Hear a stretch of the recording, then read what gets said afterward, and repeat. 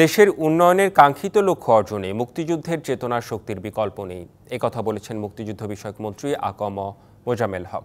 সকালে রাজধানীর diploma engineers institute মিলনায়তনে প্রজন্ম ৭০ বাংলাদেশের তৃতীয় প্রতিষ্ঠাবার্ষিকী উপলক্ষে আলোচনা সভায় একথা বলেন তিনি। আরও বলেন, বিএনপি শাসনামলের সাথে আওয়ামী লীগের সময়কালের তুলনা করলেই বোঝা যাবে কাদের সময় দেশে বেশি উন্নয়ন হয়েছে।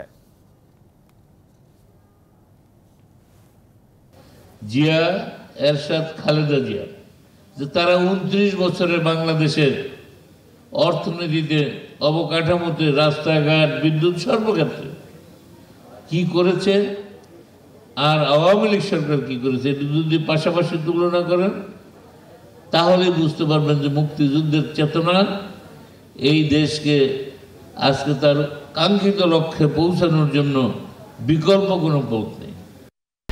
১, ২, ৩ ঢাকায় জমি জিতে নিন ১০০% ক্যাশব্যাক সহ ২০ কোটি টাকার পুরস্কার।